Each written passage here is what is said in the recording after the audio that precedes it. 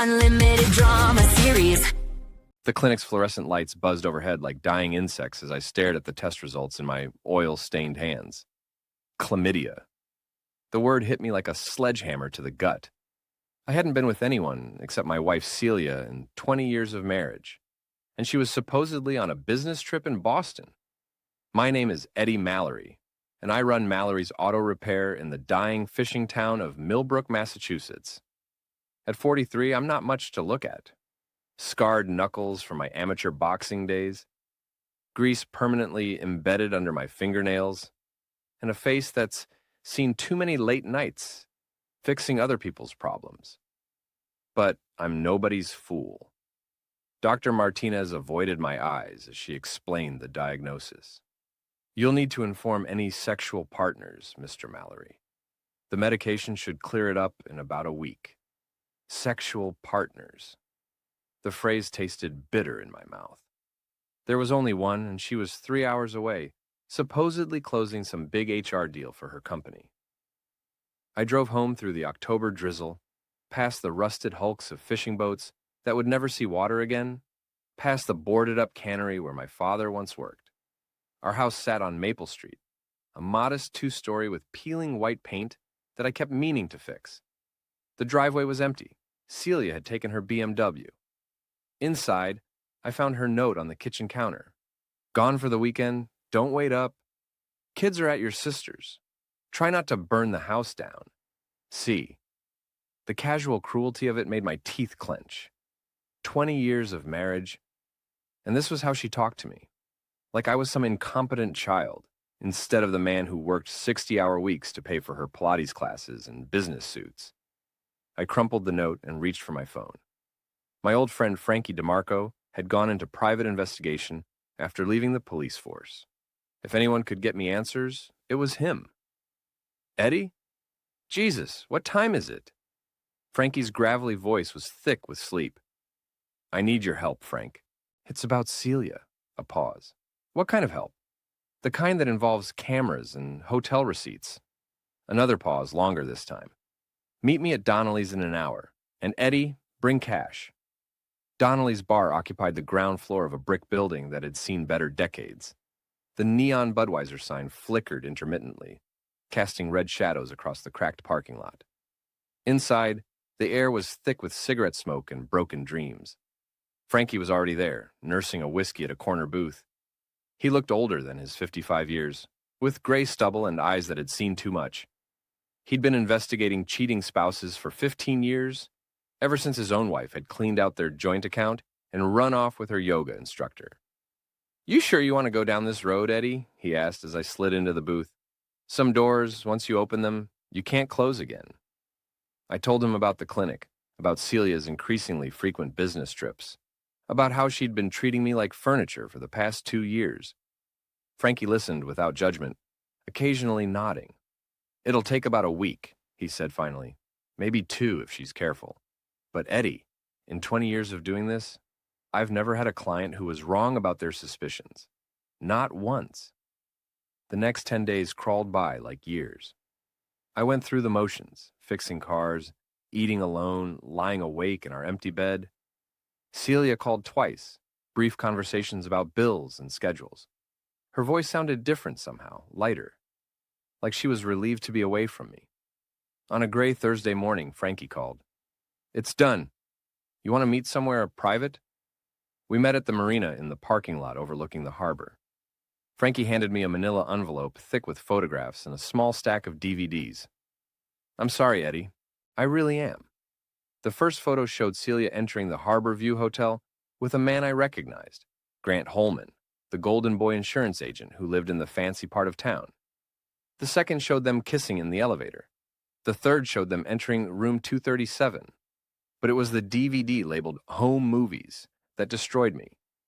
Frankie had somehow gotten footage of Celia and Grant in our bedroom, in the bed where I'd slept beside her for 2 decades. The timestamp showed it was from last Tuesday, the day she'd claimed to be visiting her sick mother. There's more, Frankie said quietly. She's not just cheating with Grant. There's at least 3 others I could identify.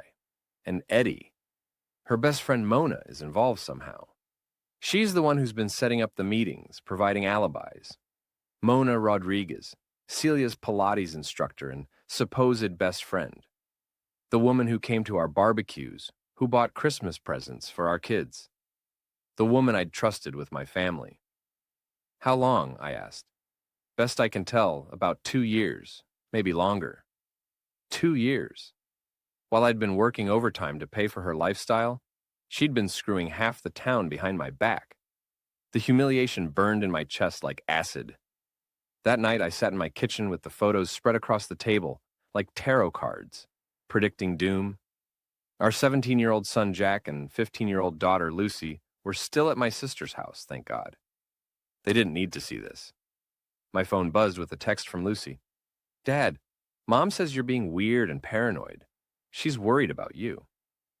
So Celia was already spinning the narrative, painting me as the crazy husband, probably telling everyone how unstable I'd become, how she was afraid of me, setting up her exit strategy. But I wasn't going to make it easy for her. I spent the next hour making copies of everything, photos, hotel receipts, text message screenshots that Frankie had somehow obtained. Then I got to work. By sunrise, every photo was laminated and stapled to telephone poles throughout our neighborhood. Hotel receipts were taped to car windshields in the grocery store parking lot. I even made a banner that read, "Welcome home, faithful wife," and hung it across our front porch. The pièce de résistance was the photo collage I created on our front lawn, arranged like a timeline of betrayal. Grant entering hotels, Celia in various states of undress, receipts for lingerie I'd never seen her wear. Mrs. Pruitt, our 60-something neighbor and the town's unofficial gossip coordinator, was the first to notice. I watched from my kitchen window as she emerged from her house in her bathrobe, coffee mug in hand, to collect her morning paper.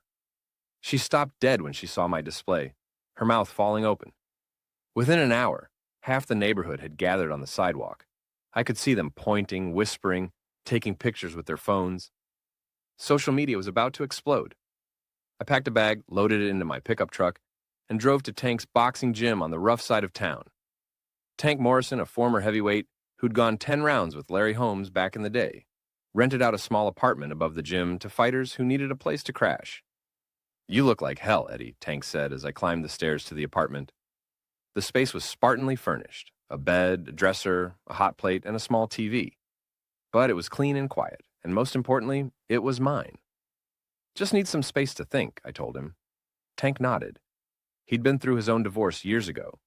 Gym's open 24 hours if you need to hit something. My phone started ringing around noon. First Celia, her voice shrill with panic. Eddie, what have you done? The whole neighborhood is talking. Take those pictures down right now. I let it go to voicemail. Then my sister Karen. Eddie, the kids are asking questions. Lucy's crying. What's going on? I turned off my phone. For the next 3 days, I lived like a monk. I'd wake up at dawn, run 5 miles through the empty streets, then spend hours in Tank's gym, pounding heavy bags until my knuckles bled. The physical pain felt good, cleansing somehow. On the 4th day, Tank brought me a newspaper. The Millbrook Gazette had picked up the story. Local marriage implodes in public display. There was a photo of our house with my banner clearly visible. You've got the whole town talking, Eddie, Tank said. Some folks are saying you've lost your mind.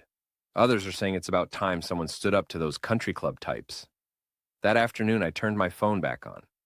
47 missed calls, mostly from Celia and the kids. One from Grant Holman that made me smile. Look, Eddie, we need to talk. This is getting out of hand. I called him back. Grant? Eddie Mallory. You wanted to talk?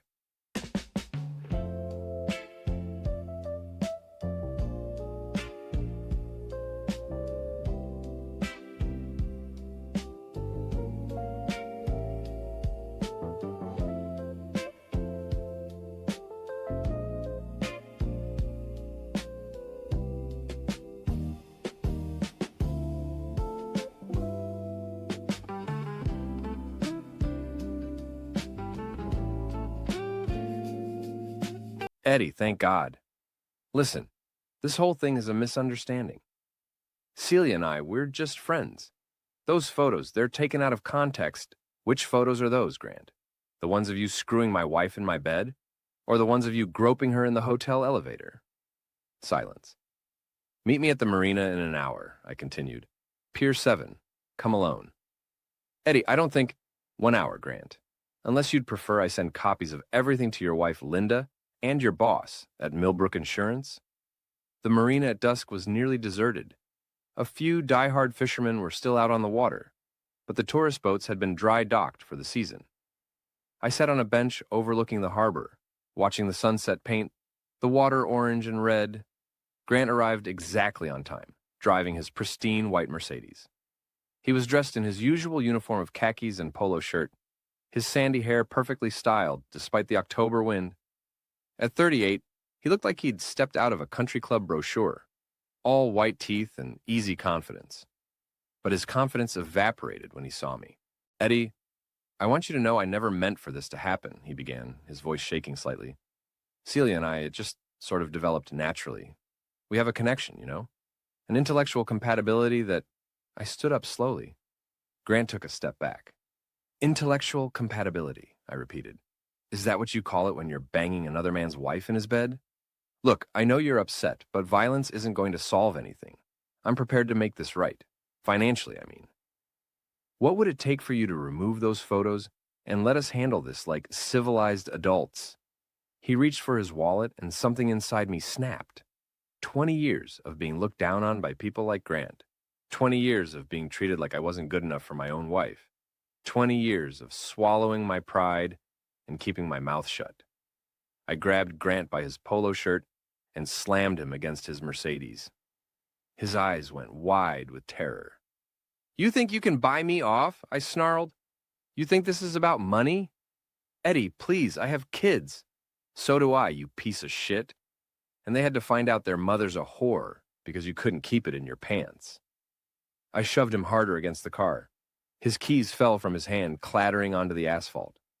Without thinking, I scooped them up and hurled them into the harbor. They disappeared into the dark water with a small splash. That's just the beginning, I told him, my face inches from his. Stay away from my wife. Stay away from my family. And if I see you anywhere near my neighborhood, I'll finish what we started here. I released him and walked away, leaving him stranded in the marina parking lot. As I drove off, I could see him in my rearview mirror, frantically searching his pockets for his phone. The next morning, I drove to the kids' school. They were staying with my sister, but I knew they'd be confused and scared. I found Lucy first, sitting alone at lunch, picking at a sandwich. Dad? She looked up at me with red-rimmed eyes. Everyone's talking about you and Mom. Sarah Peterson showed me pictures on Instagram. Is it true? I sat down beside her, my heart breaking. What did your mother tell you? She said you're having some kind of breakdown, that you're not thinking clearly, and we should be patient with you. Of course she did. Paint the husband as crazy. Make herself the victim. Lucy, I need you to know that everything I did was because I love you and your brother. Your mother. She made some choices that hurt our family. I'm not perfect, but I've never lied to you. But the pictures, Dad. Everyone's seen them. I can't even go to class without people staring at me. The pain in her voice cut me deeper than any physical blow. This was what Celia's selfishness had cost us, our children's innocence, their sense of security. I know it's hard, sweetheart, but sometimes the truth hurts before it heals. That evening, Celia finally came home. I watched from across the street as her BMW pulled into our driveway. She sat in the car for several minutes, staring at the remnants of my photo display that the wind hadn't blown away. When she finally got out, she looked older somehow. Her usually perfect hair was disheveled, and her business suit was wrinkled. She walked to the front door like she was approaching a crime scene. An hour later, she called me. Eddie, we need to talk. This has gone far enough. Has it? I'm just getting started. The children are traumatized. Lucy won't stop crying, and Jack won't even speak to me. Is this what you wanted? To destroy your own family? I didn't destroy anything, Celia. You did that all by yourself. Look, I know I made mistakes. I know I hurt you. But we can work through this.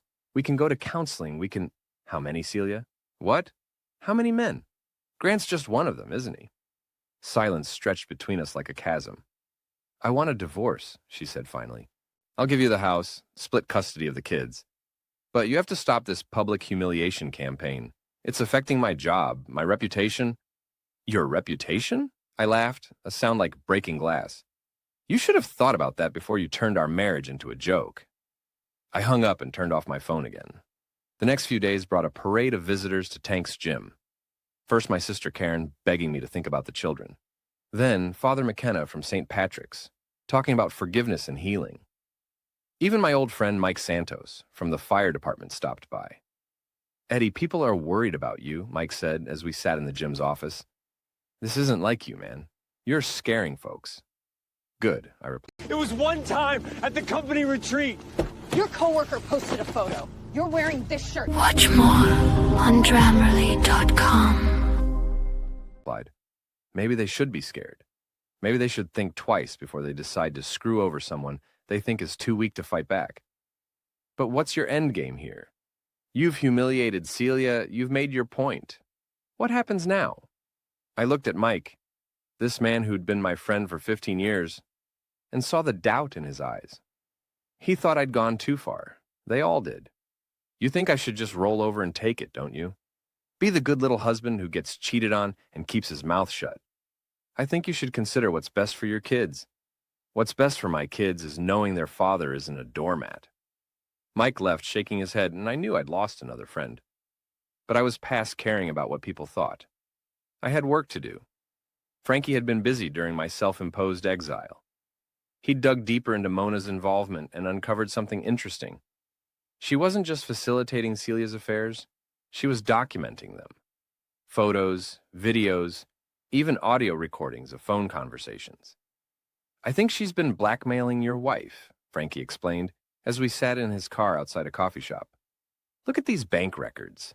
Celia's been making regular payments to Mona's business account, supposedly for personal training, but the amounts are way too high. The pieces started falling into place. Mona had been playing both sides, encouraging Celia's affairs, while secretly recording everything for leverage. She was the puppet master, and everyone else was just dancing to her tune. There's more, Frankie continued. I did some digging into Mona's background. Turns out she's got a history of this kind of thing. She was run out of 2 other towns for similar schemes. What kind of schemes? Befriending married women, encouraging them to cheat, then blackmailing them. Sometimes she'd seduce the husbands too, just to muddy the waters. She's a professional homewrecker. The rage that had been simmering in my chest for weeks suddenly boiled over.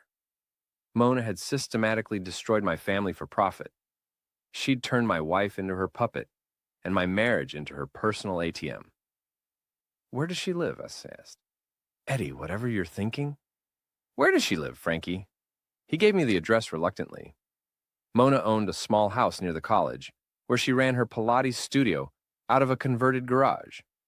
It was a tidy middle-class neighborhood, the kind of place where people minded their own business and trusted their neighbors. That was about to change. I spent the rest of the day planning.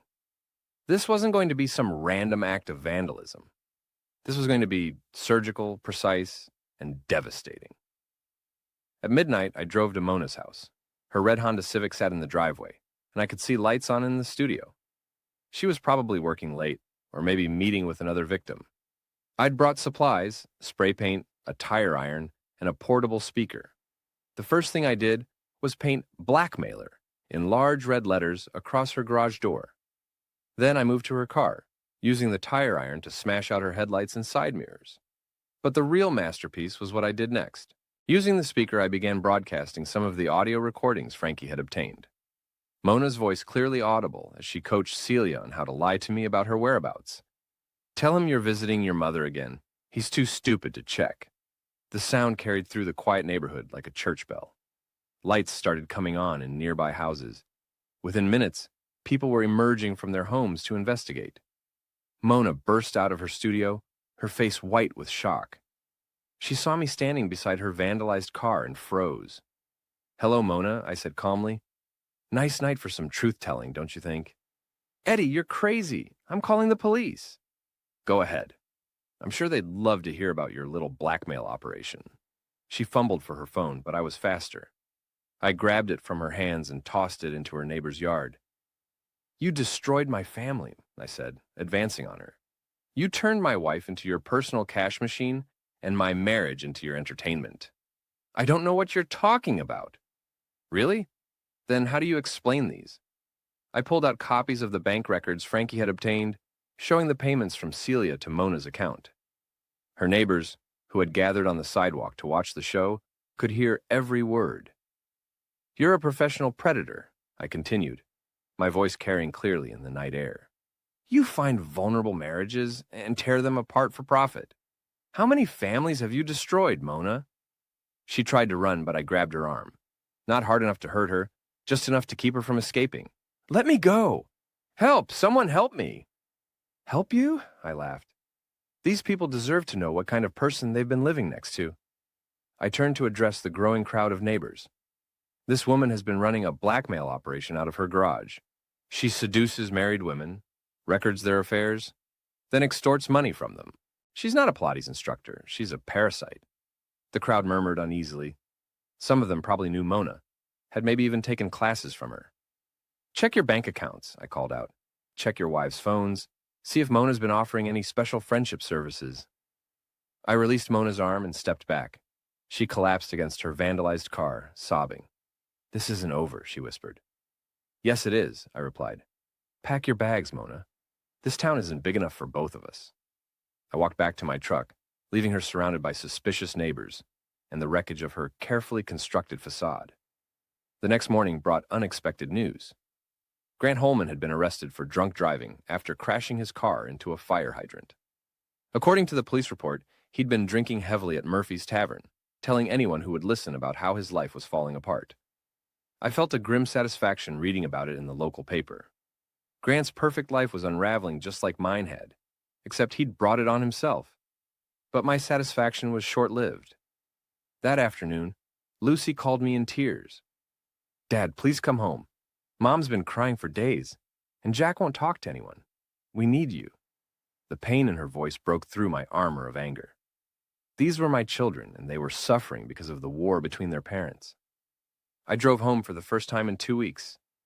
The house looked different somehow, smaller and sadder. Celia's BMW was in the driveway, but the windows were dark. I found her in our bedroom, sitting on the edge of the bed where she'd betrayed me. She looked up when I entered, and I was shocked by the change in her appearance. She'd lost weight, and her usually perfect makeup was smeared with tears. Eddie, she whispered, I'm so sorry. For a moment, I felt a flicker of the old tenderness. This was the woman I'd married, the mother of my children. But then I remembered the photos, the lies, the casual cruelty of her betrayal. Sorry doesn't fix anything, Celia. I know I destroyed everything good between us. But please, think about the kids. They need stability. They need their father. They needed their mother to keep her legs closed too, but that didn't stop you. She flinched as if I'd slapped her. I deserve that. I deserve all of it. But Eddie, Mona, she wasn't just my friend. She was manipulating me, recording everything. She said she was protecting me, but she was really blackmailing you, I know. Celia's eyes widened, you know? I know everything, Celia. Every lie, every betrayal, every payment you made to keep her quiet. The question is, what are you going to do about it? She stared at me for a long moment, and I could see the wheels turning in her head. Finally, she spoke. What do you want from me? It was a simple question, but it carried the weight of our entire marriage. What did I want? Revenge? Justice? Forgiveness? I want you to face the consequences of your choices, I said finally. No more lies, no more manipulation, no more playing the victim. You destroyed our marriage. You humiliated our family, and you did it all while pretending to be the perfect wife and mother. And then what? What happens after I confess my sins to the world? Then we figure out how to protect our children from the mess you made. The next week brought a series of revelations that rocked our small town. First, Mona Rodriguez was arrested on charges of blackmail and extortion. It turned out she'd been running similar schemes in 3 other towns before settling in Millbrook. Several other women came forward, admitting they'd been victims of her manipulation. Then, Grant Holman's wife, Linda, filed for divorce, taking their 2 children and half his assets. His insurance agency dropped him as a partner, citing moral turpitude clauses in his contract.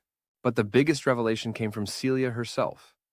In a moment of what she called therapeutic honesty, she confessed everything to our pastor, who convinced her to make a public statement.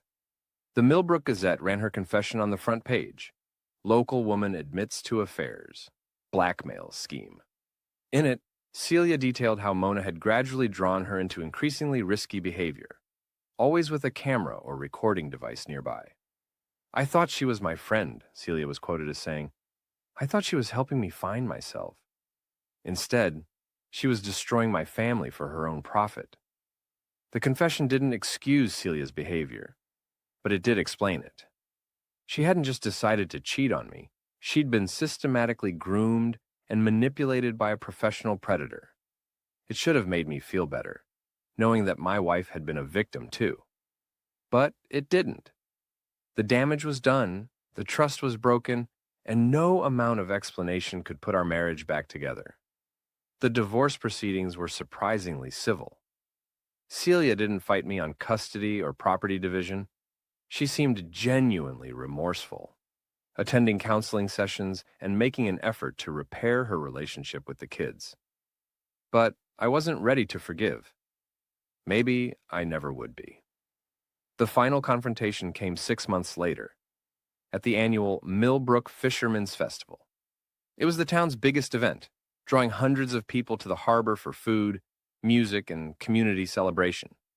I was working a booth for the auto shop when I saw them. Celia, Grant, and surprisingly Mona, who had somehow avoided jail time and was apparently trying to rebuild her reputation. They were standing together near the main stage, talking in hushed tones. The sight of them together after everything they'd put me through ignited the rage I'd been keeping carefully controlled. I walked over to them, my hands clenched into fists. Well, I said loudly enough for nearby people to hear. "If it isn't the unholy trinity, what's the matter? Couldn't find any new families to destroy?" Grant turned pale and started to walk away, but I grabbed his arm. "Don't walk away from me, you coward. You wanted my wife so badly, you got her. How's that working out for you?" "Eddie, please," Celia said. "Not here, not in front of everyone. Why not here? This whole town knows what you did. They know what all of you did." A crowd was starting to gather, drawn by the commotion. I could see phones being pulled out, people starting to record. "You destroyed my family," I continued, my voice carrying across the festival grounds. "You turned my children against me. You humiliated me in front of everyone I know. And for what? For what, Celia?" She was crying now, but I felt no sympathy. "And you," I turned to Mona, "you're the worst of all. At least they were just selfish. You're evil. You feed on other people's misery like a parasite." Mona tried to speak, but I cut her off. "Save it. I know exactly what you are. Everyone here knows what you are." Grant finally found his voice. "Eddie, you need to let this go. It's over. We've all moved on." "Moved on?" I laughed bitterly. "You think this is over? You think I'm just going to forget what you did to my family?" "What do you want from us?" Celia asked desperately. "We've lost everything. Our reputations, our friends, our jobs. Isn't that enough?" I looked at her, this woman I'd loved for 20 years, and felt nothing but contempt. "No," I said quietly. "It's not enough. It will never be enough." I turned to address the crowd that had gathered around us. "Take a good look, everyone. This is what betrayal looks like. This is what happens when people think they're too important to face consequences for their actions." The crowd was silent, transfixed by the drama unfolding before them. My wife cheated on me with multiple men while this woman, I pointed at Mona, recorded everything for blackmail. They thought I was too weak to fight back, too stupid to figure it out, too broken to seek justice. I paused, letting the words sink in. They were wrong. Grant made one last desperate attempt to salvage the situation. "You're embarrassing yourself, Eddie. Everyone can see you're obsessed, that you can't let go." I hit him. Not a wild, angry swing, but a precise, practiced jab that I'd learned in Tank's gym years ago. Grant went down hard, his nose spurting blood. The crowd gasped. Several people screamed, but I felt only satisfaction. "Stay down," I warned as Grant tried to get up, "and stay away from my family."